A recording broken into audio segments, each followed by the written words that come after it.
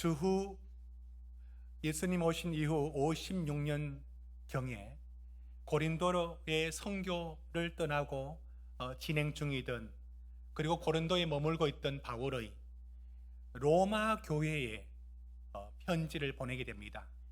이 편지는 단순하게 우리가 써서 보내는 편지가 아니라 형식이 편지이지만, 그리고 전달되는 방식이 또한 편지이지만, 서신이지만, 그것은 하나님의 계시이고 또한 전달되는 과정도 하나님이 개입하신 성령의 영감으로 주신 말씀이 로마서가 바울을 통해서 하나님이 주신 말씀입니다.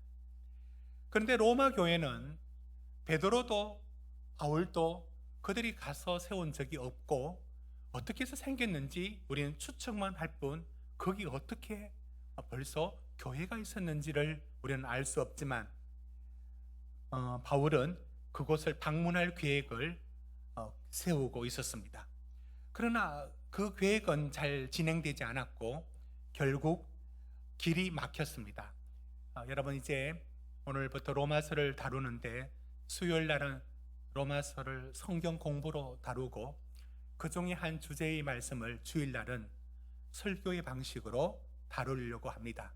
같은 로마서지만 이제 좀 달라지게 될 건데요. 오늘 로마서 부분을 이제 다룰 때 여러분 손으로 이 로마서를 자꾸 만지작, 그래서 여러분의 손때가 묻어야 로마서가 여러분의 로마서가 됩니다. 그래서 한번 찾아보는데요, 바울이 방문 계획, 로마를 방문하고 싶어하는 그 계획들이 어떻게 됐는가. 먼저 로마서를 펼쳐주십시오. 239쪽, 신약 239쪽에 1장 10절입니다. 10절에 보면 하나님의 뜻 안에서 너희에게로 나아갈 좋은 길 얻기를 구하노라. 이제 가고 싶다는 거예요. 간절하게 가고 싶어 합니다. 그러나 어떻게 되느냐면 13절 보십시오. 여러 번 가고자 했지만 그게 길이 막혔다라고 13절 끝에 보십시오. 길이 막혀서 아직 열려지지 않아서 못 갔다는 겁니다. 이런 바울이 로마로 가고자 하는 계획은 여러분, 길이 막힌 것과 원래 어디를 목적으로 했는지를 우리가 더 볼 수 있는데요, 우리가 책갈피를 사용해서 두시고 15장으로 뒤로 한번 가보십시오. 15장 22절 우리 같이 한번 읽어봅시다. 뒤로 가서 15장 22절. 자, 로마서를 책을 손으로 잡고 이렇게 왔다 갔다 하면서 봅니다. 22절. 길이 막혔다라고 했죠. 근데 원래 어디로 가려고 했느냐? 23절 있습니다. 시작. 이제는 이 지방에 일할 곳이 없고 또 여러 해 전부터 언제든지 스바나로 갈 때에 너에게 가기를 바라고 있었으니. 로마는 바울이 로마로 가고자 하는 계획은요, 원래는 스바나, 곧 스페인, 당시 로마가 갖고 있었던 영토의 가장 끝쪽인 땅끝인 그 스페인을 향해서 가고자 했습니다. 가는 길에 너희 로마 교회에 내가 꼭 들어가 보고 싶다, 이 마음을 품었습니다. 그런데 그 계획 속에는 예루살렘을 거쳐서 가는 여정이었습니다. 왜냐하면 돌아서 가더라도 예루살렘을 거쳐서 가야 되는 이유가 있었는데, 그 이유가 여기 나와 있습니다. 밑에 보시면 26절 보십시오. 그건 여러 마게도냐나 아가야, 이는 소아시아 지역에서 바울이 교회를 세우고 복음을 전했는데요, 그 교인들이 어려움을 겪고 있는, 원래 복음이 예루살렘에서 나왔는데 오히려 예루살렘 교회가 가난하고 어려웠습니다. 그들을 돕기 위해서 연보했는데 이 후원금을 모아서 예루살렘의 교회를 전달하려고 합니다. 여기는 깊은 뜻이 있습니다. 이방인들이 그 헌금한 내용을 유대인들 중심으로 있는 예루살렘 교회에 전달함으로써 이런 서로의 화합됨을 만들어 갑니다. 그런 차원과 도와주는 차원이 있었습니다. 이런 목적으로 바울은 로마로 가는데 예루살렘 들려서 헌금 전달하고, 스바나를 목적으로 하지만 로마에 들려서 꼭 너희에게 가고 싶어 한다, 이렇게 말했습니다. 그런데 로마로 가는 이유가 이 이유만이 있는 것이 아니라 또 다른 게 있었는데, 그게 무엇이냐면 로마 교회가 그 어떤 교인들로 형성되어 있느냐면 소수의 유대인들과 다수의 이방인들로 있었습니다. 그러다 보니 소수 유대인들과 그들은 전통과 율법과 아니 할례까지도 해야 된다. 우리가 예수를 믿는 기독교지만 이렇게 말하고 그러나 이방인들은 왜 그걸 해? 그럴 바엔 유대교로 가지. 이렇게 하면서 받아들이지 않았습니다. 그들에게는 신앙과 신학의 여러 차이들도 있었는데 이 일을 바라보고 있을 때 바울은 내가 꼭 가서 저 문제를 풀어야 되겠다라고 하는데 인간적으로 화해시키는 게 문제가 아니에요. 뭘 들고 가야 되는지를 바울은 잘 알고 있습니다. 그게 이제 뒤에서 나오는데요. 그게 뭘까요? 이제 어떤 문제를 좀 더 살펴보고 있는데요. 유대인과 이방인이 여러분 3장 한번 볼까요? 앞으로 가서 3장 9절을 한번 보십시오. 3장 9절에 보면 이런 말씀이 있습니다. 3장 9절 같이 읽읍시다. 시작. 그러면 어떠하냐? 우리는 나으냐? 결코 아니라 유대인이나 헬라인이나 다 죄 아래 있다고 우리가 이미 선언하였느니라. 지금 유대인 말하고요. 그거는 그 다음에 헬라인이라고 말하죠. 이방인이라고 하는 헬라인. 어떻게 됐느냐?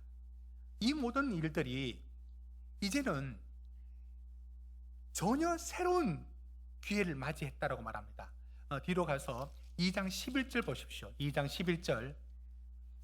하나님은 외모로 사람을 취하지 아니한다. 이 말은 유대인 그들만을 선택한 게 아니라는 거예요. 유대인들은 한편 깜짝 놀랄 일이고요.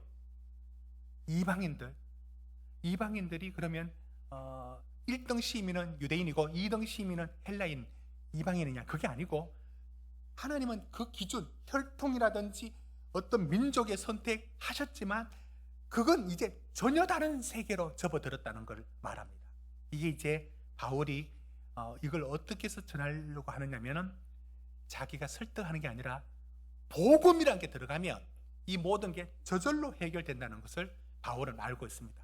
그래서 바울은 지금 그들에게 가기 전에 아직 몸은 못 갔으니까 먼저 서신으로 뭘 전하기 원하느냐면 복음을 전하기 원해요.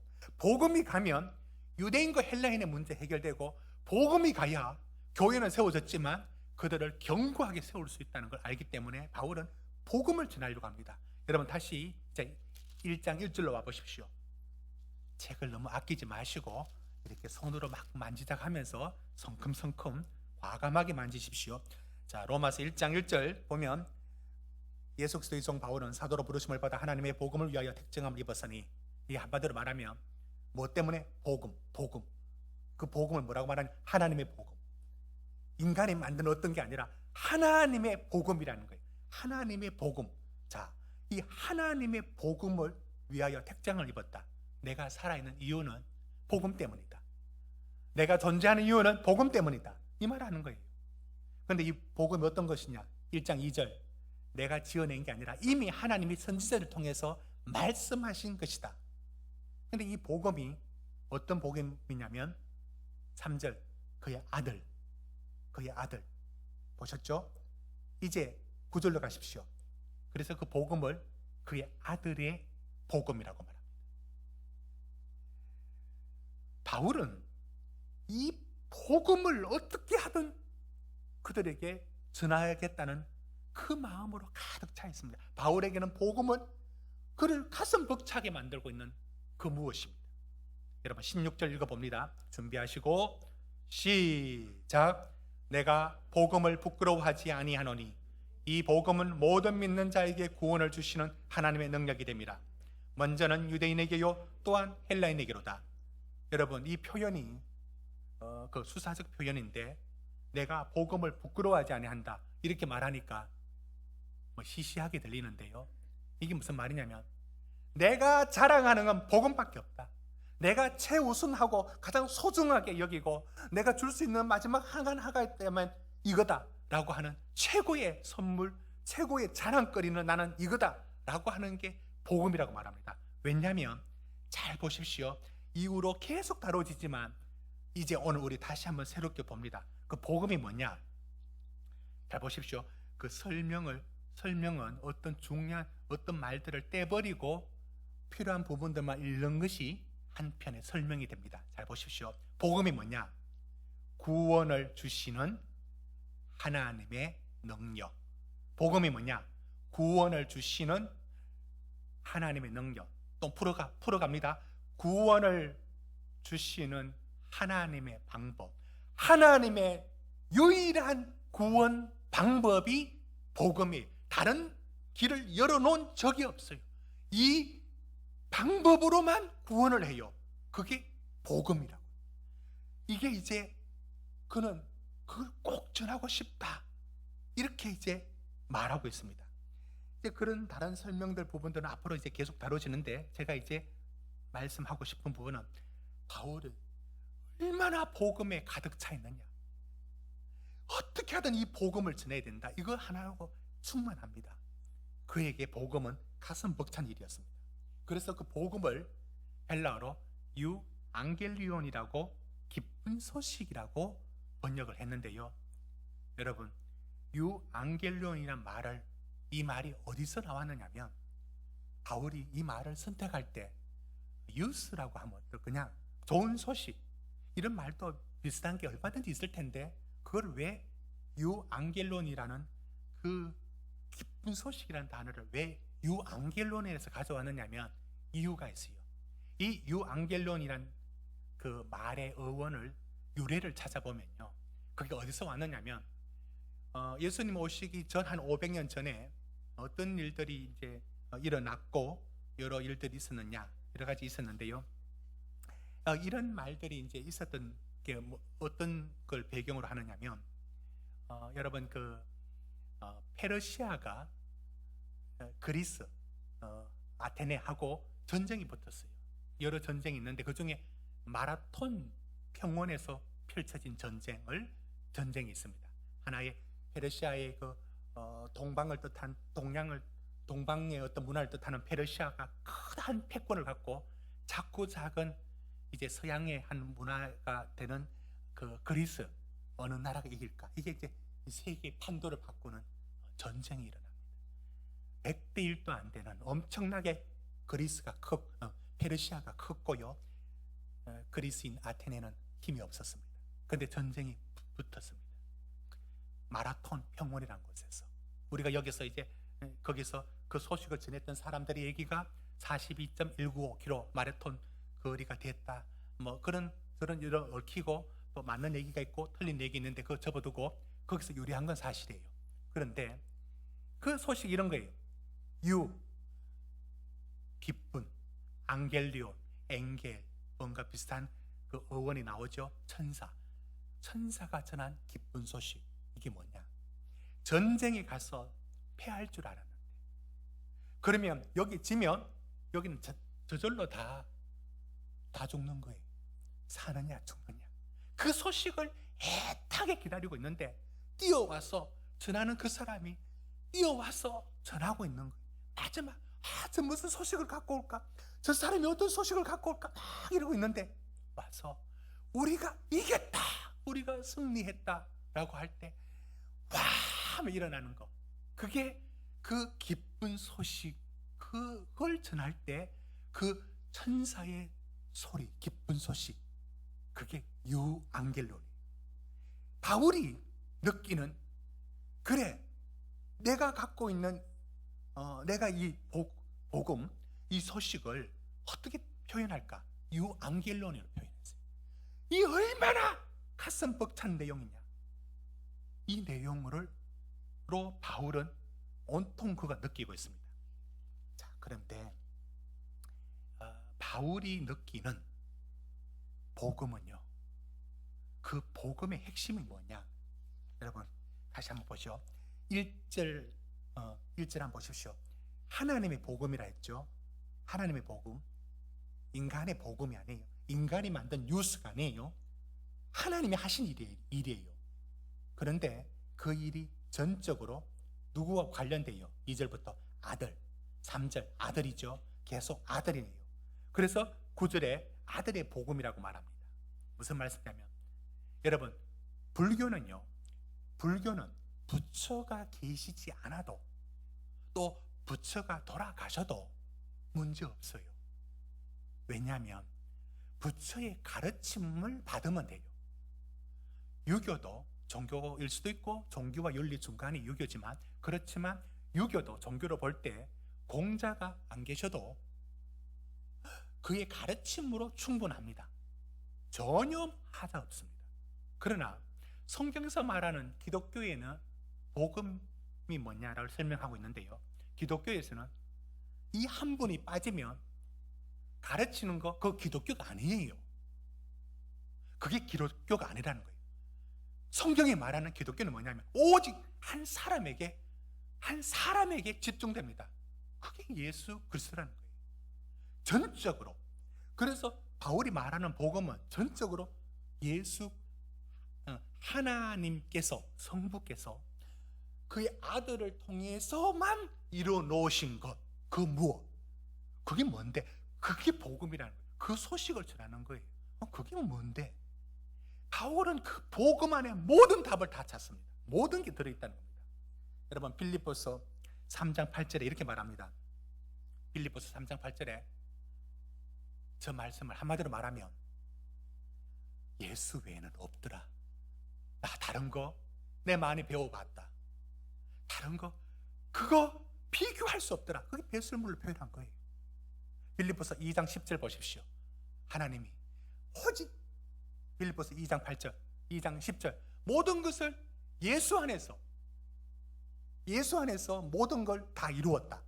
이게 빌립보서 2장 10절. 그래서 모든 무릎을 예수 안, 모든 걸 그 안에서 하나님이 다 해결하셨다. 11절, 모든 걸 그분 통해서 이루어진다. 골로새서 2장 3절, 모든 보화가 그분 안에 다 있다. 그 예수 안에. 갈라디아서 2장 20절, 내가 사나 죽으나 모든 게 그리스도 안에 다 답이 들어있다. 전적으로 복음을 무슨 가르침으로 말하는 게 아니라 다 예수라는 한 인물 속에서 하나님이 예수를 통해서 하신 일, 그게 뭔데? 그걸 복음이라고 말해요. 자, 이 복음에 대해서 그는 흥분한 마음으로, 건들면 복음에 대해서 자다가도 일어나는 그 마음으로 기쁘게 여기고 있어요. 이제 제가 질문합니다. 그러면 그 복음이 하나님이 우리를 구원하시는 방법인데, 그 복음을 받은 바울은 너무 기뻐서 이것 하나로 자기 전 삶을 걸어요. 우리는 복음이 기쁩니까? 기쁜 소식인데 기쁩니까? 복된 소식인데 그게 그렇게 느껴집니까? 가슴이 뛰고 생각만 해도 찬양이 나는 그게 복음이 바울에게는 그런데 우리는 그러냐고요. 지금 로마서를 읽어가면서 이제 우리는 알게 될 겁니다. 우리의 복음이 뭔가 잘못되어 있어요. 우리의 복음이 성공이거나 돈이거나 뭔가 복음이 다른 복음을 추구하고 있어요. 바울이 말합니다. 하나님이 예수를 통하여 이뤄놓으신 그 일, 그 복음, 그게 복된 소식을 누리고 있느냐고. 그게 얼마나 기쁜지 못 누리고 있는지를 묻고 있는 겁니다. 그러면 오늘 여러 순서들이 좀 있어서 제가 오늘 말씀을 보다 좀 줄여서 말씀 전합니다. 그러면 왜 복음에 감격하지 않느냐? 많은 이유 중에 가장 큰 이유 하나를 오늘 저는 전하고 싶은 겁니다. 바울은 건들면 가슴 벅차했던 복음, 정말 침을 튀기면서 멈추지 않는 그 복음에 대한 모든 걸 여기서 다 찾았다라고 하는 그 복음에 대해서 우리는 복음 앞에 뉴스를 취급해. 그냥 뉴스야. 그냥 뉴스로 취급해. 여러분,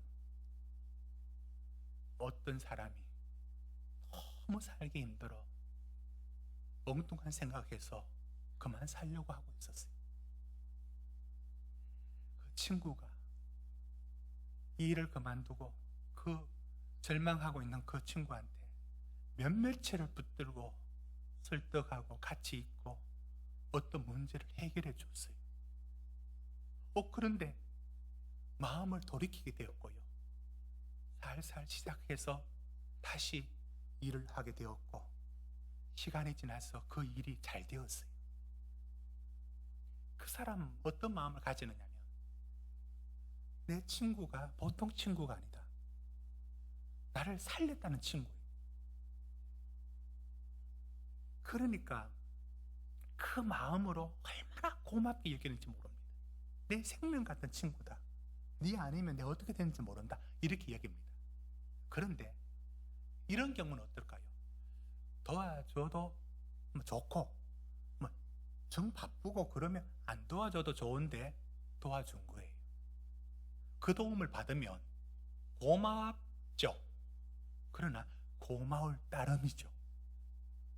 내가 정말로 너무너무 고맙고 내 삶을 내가 다 드리더라도 내가 이거 못 갚을 은혜라 그렇게 생각지 않습니다. 지금 우리가 복음에 대한 뜨거움을 잃어버린 이유가 있다면 우리가 지금 뭐가 빠졌느냐면 이 예 속에서 여러분이 포착을 해야 됩니다. 정말 심판받아 죽을 수밖에 없는 그곳에서 구원을 했는지를 모르고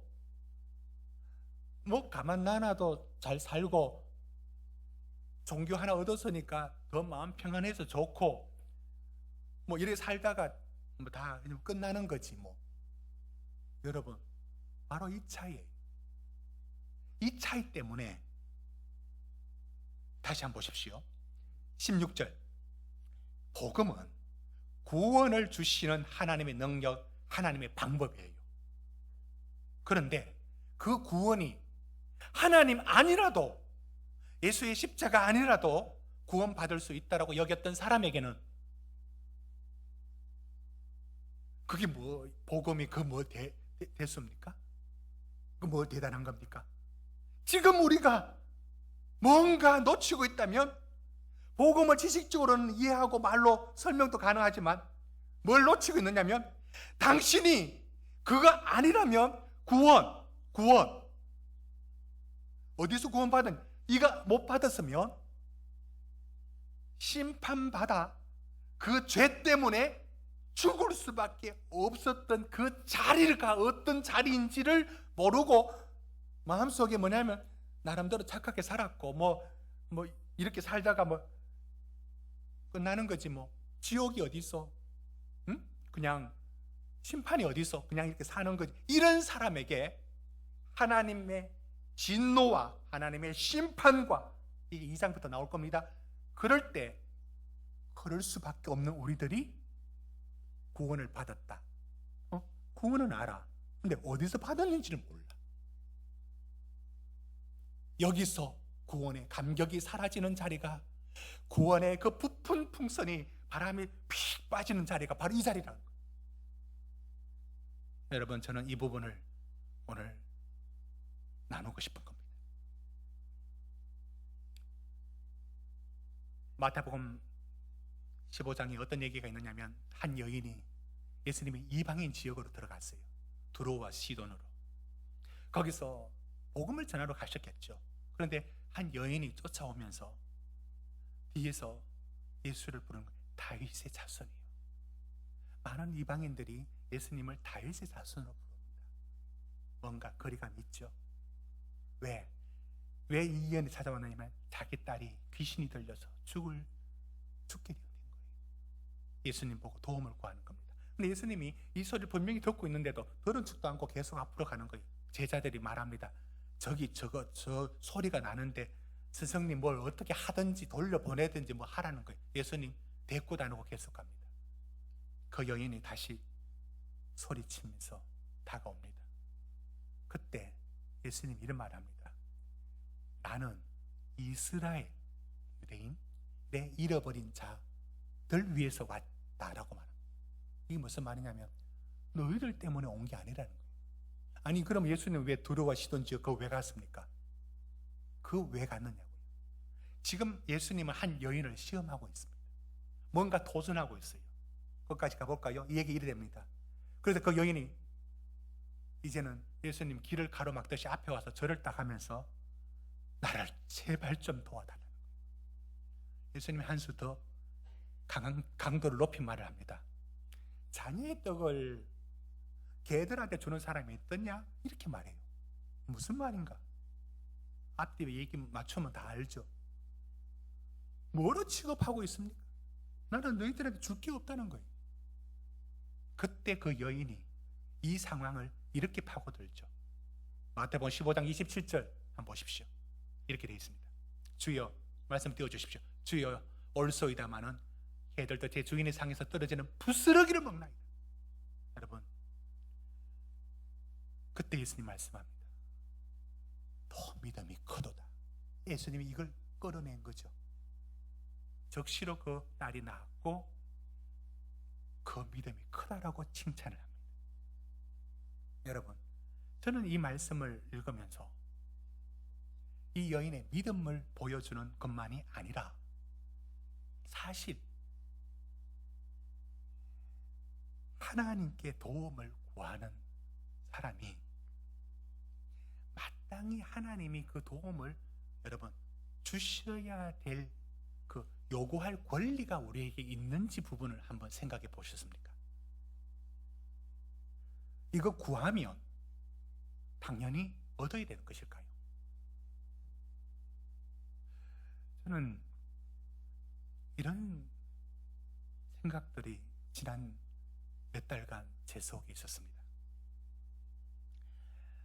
저는 저의 여러 수술을 앞두고 사실 1년 전부터 늘 여기서 기도를 했습니다.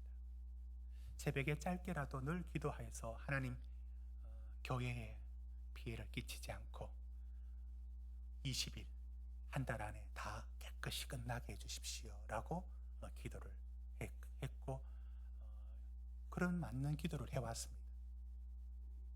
그러나 제가 정작 치료받는 과정에는 남들보다 3배나 더 오래 머물렀고 더 힘든 과정을 진 적이 없었습니다.